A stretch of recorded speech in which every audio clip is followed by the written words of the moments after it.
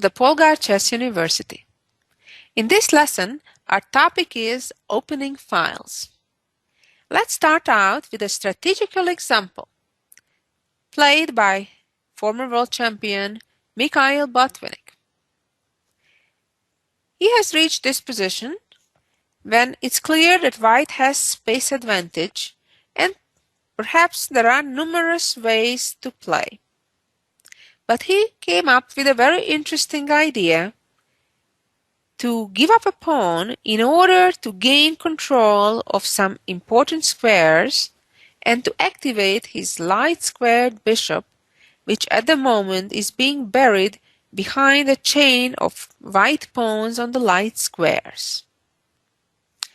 Botvinik continued by playing f6, simply giving up a pawn purely for this strategical positional reason, so his bishop along the h3 ca diagonal would get revived, and that the f5 pawn could be occupied in the future by a more important piece than a pawn, could be occupied by a rook, by a bishop, or perhaps even a knight.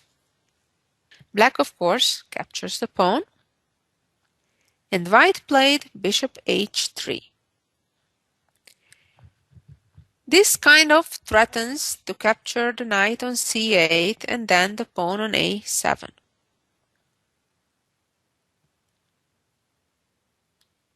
Black responded by chasing the knight back and putting that a-pawn on a safe square, and the knight retreated to c3. Black played knight e7 to take under control at least once the f5 square. And white starts playing simple moves, little by little improving the position. Came a3. Black castled. And now white played a multi-purpose move, which is very typical for Botvinik's game. Queen d1. Looks like it's a move to retreat, but in reality it's a very smart move. On one hand, the queen is eyeing towards the a4 square, and also the other idea is that white has to double the rooks with rook b2 and then f2. Black played knight e8. The knight is trying to run towards the queen side to defend from c7 the a6 pawn. White proceeded with the pawn. Rook b2. Knight c7 and rook b to f2. There is still no concrete immediate threat, but it's clear that white is pressuring black, and the pawn advantage that black has is not very important. If now black would try to move his knight to e6 and then to d4, that would fail through tactics. As usual, we always need to be on top of the tactics in the position, even if it's a strategical game. Now, all of a sudden, white could sacrifice the rook on f7, as after rook takes, bishop e6 wins the material back with a bonus. Let's go back. Black didn't fall for this trap and played f6. Of course, that's a sad move because now, as we like to call this bishop on g7, it's a tall grown pawn. Doesn't have much more potential than a pawn, although it's called a bishop. White continued by playing bishop to g4. Black continued here by playing knight c6, targeting white's pawn on b4 a second time. And this was the right moment for white to jump in with a knight to d5, offering an exchange of knights. And if black would trade knights on d5, white could recapture by either pawn probably giving white a very nice compensation for the pawn, I would capture back with the c pawn. Black centralized his own knight on d4, and this is one of those situations. Remember, this is a rather closed position where a lot of pawns are pushed in next to each other, where typically knights are more valuable than bishops, so therefore white doesn't mind and is happy to trade the bishop on d4 for the knight. C-pawn recaptured and continued with queen a4. Now again white is targeting the a6 pawn indirectly after the exchange of the knights, and black traded knights on d5. Botvinik suggested that perhaps b5 at this point was a better move, although white would have the advantage in that case as well. Knight d5, cd5, and game a5. And now we have a new open file, in fact the first open file in the position, the c file, and the rook could move to c2. And now we see it's very important that the bishop on g4 controls the c8 square, so black cannot counter the white rook on the c file.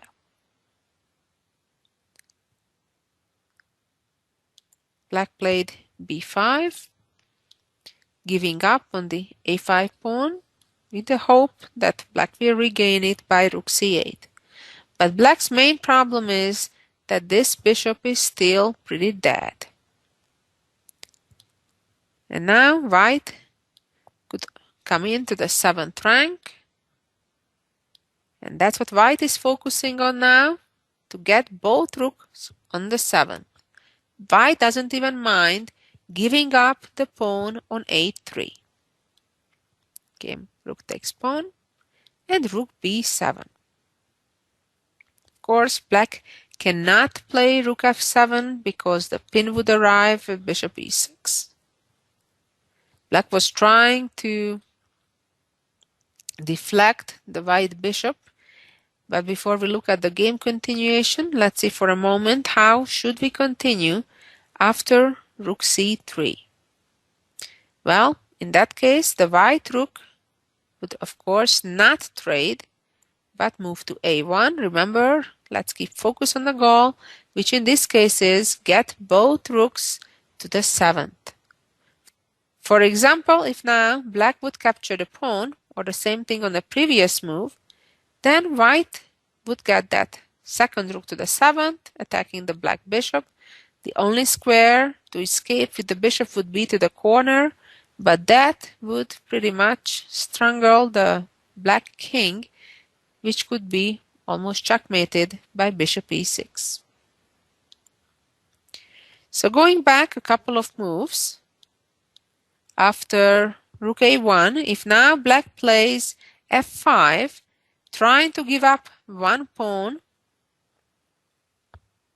for a little bit of air for the bishop on g7, white would simply capture that pawn. And let's say after h5, get the second rook to the 7th, check, king g2, rook c2, king h3, g4, king h4, and now the white king almost gets in trouble, but not quite. In reality, the white king becomes an attacking piece, and black will have to worry about getting checkmated. For example, king check, king g6, now the white king is safe, and black is pretty helpless against the upcoming bishop check, and if rook king h8, then rook h7, checkmate. Pretty nice variation, isn't it? Let's go back to this position after rook b7, when instead of rook c3, black in the game played h5. White could capture the pawn, but that would give black some hope, because the bishop wouldn't be anymore in its ideal square or diagonal where the bishop would constantly threaten with the bishop e6 threat. White instead dominated the 7th rank. Of course, if now pawn takes bishop, then rook takes pawn and the usual checkmate pattern in 2 more moves after that. Black was trying to give a lot of checks, hoping for some perpetual. Of course, it's only a dream.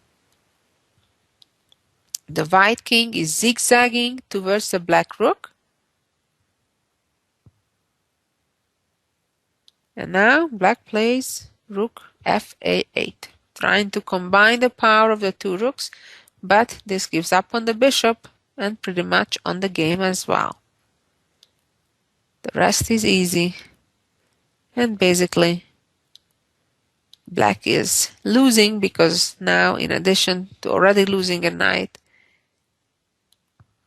this covered check wins the black rook, and even worse, white can force checkmate in just a few more moves. Well, quite a nice game. Let's move on to a different example. Here we go. In this position, again, there is balanced material, 5 pawns each. At first it seems that black may be fine because white has all these pawns on light squares. However, white has a number of things going for him.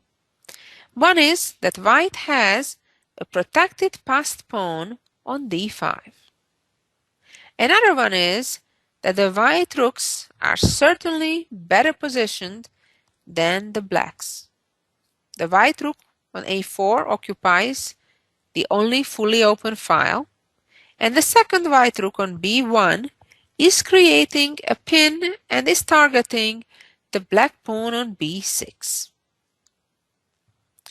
Yet the question is, how can white make progress?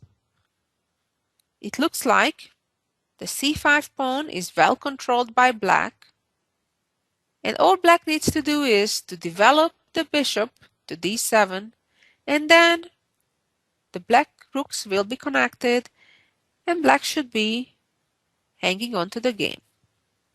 But reality is that it was white's turn right now, and white, by giving up a pawn, can gain a winning advantage by opening important files and diagonals.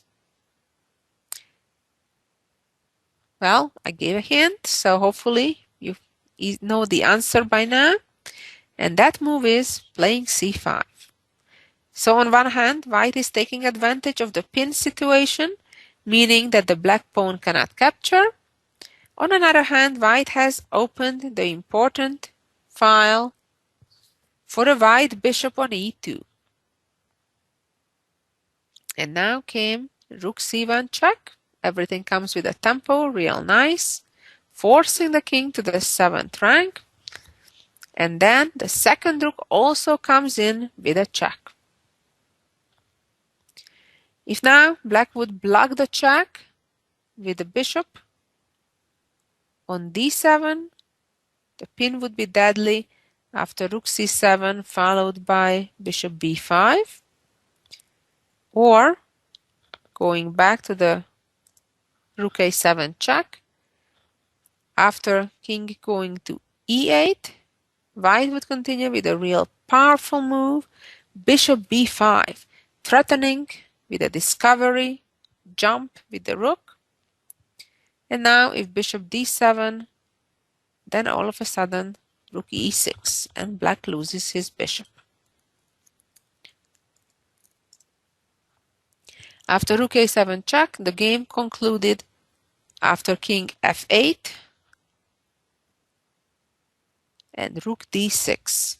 This threatens with a checkmate on d8. If now black would play bishop b7, controlling that square with the rook, the solution is easy. White could simply capture that bishop and then with a skewer win the rook in the corner, leaving white with an extra pawn. A very cute example from a real game between the Bulgarian Grandmaster Kirill Georgiev against the Romanian Grandmaster Florin Georgiou. In our next example, we'll see again a pawn sacrifice in order to open files, but for a different purpose, for an attack with opposite side castling. In this position, it was Black's turn by one of the all-time greatest Hungarian players, Lajos Portis. As we can see, Black has castled on the queen side, while White on the king side. Typically for such situations, each side is happy to give up a pawn in order to open a file against the opponent's king. So g5 is a very typical move for such situations. No matter what, the g file will open, so White may as well just grab a pawn along the way. And in this position, if White would capture the pawn with the queen, Black would respond by playing bishop h6, and the White queen would get into a real sensitive situation, and chances are it would get trapped.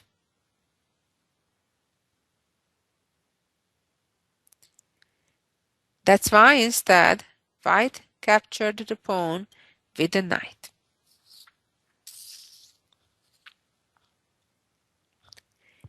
The problem now is that the knight is getting pinned. Game bishop h6, threatening to attack the knight again on the following move by playing rook g8. So White had to hurry up and played knight b5, which looks like a scary thing at first, because that white knight will appear on d6, moreover with a check. But this was all pre-planned by Black. Queen b6, knight d6 check, king b8. And now White has knight df7, forking the two black rooks. But not a reason for panic. Portis counted on all of this coming and played bishop to g5. Now, if the white queen captures back, the black rook would go to g8, attacking the white queen.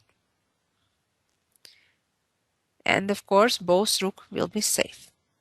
White captured with a knight instead, and rook dg8. So as we said, that was the whole point on giving up the pawn, to open up the g and h files for the black rooks.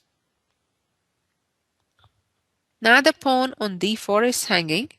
The plan was that if the white knight retreats, then Black, by gaining time, attacking the queen again, and then doubling up, pressuring the pawn on g2, and if g3, f4, it's clear that Black's attack is super dangerous. Going back to the game, White here continued by playing rook f to d1. And Black simply grabbed the pawn back, so the material balance has returned, maintaining Black's attack. Came bishop f1, retreating, attacking the black knight. Black knight also retreated. And now Black can try to go after the weak e5 pawn. Came g3 and rook h5, an extremely strong move, attacking the white knight. Knight f7 and rook g4. White has to be careful. The queen needs to hang on to the g3 pawn, otherwise, because of the pin, that pawn would be lost. So the queen had no choice but go to f3, and now came rook h7, attacking the knight. The knight has only one safe square, and now the pawn is lost on e5 with a tempo. And now the white queen again needs to be careful where to go. On one hand, needs to still protect the pawn on g3, and the new target, the knight on d6, is also unprotected. So the queen had to go to a3, protecting it. And the final move of the game was f4 using the pin on the g3 pawn. Remember now, not only the f2 pawn is pinned, but also the g3 pawn, and black threatens rook g3 and white resigned. So what has been in common between these three examples that we've just seen?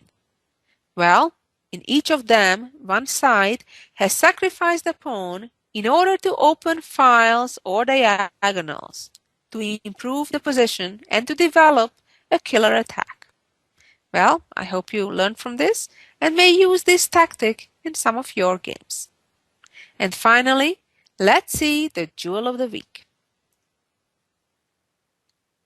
Here we go. As usual, I suggest you at first take your time and try to figure out the winning move for yourself. Then come back and listen to the solution. This composition is an endgame by famous composer Ring, and the key move is amazing. And it's amazing that it's the only move to win. Typically, in a position like this, it's a dead draw. Black has two knights versus a rook and pawn. That's even material.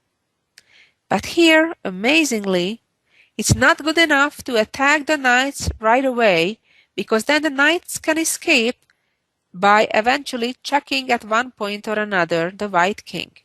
The winning move is king b2.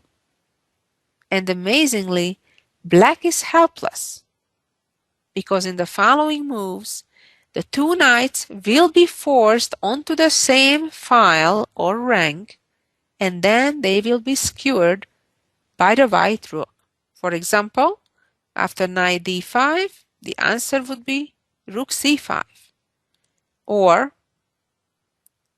after knight e4, the answer would be rook e3.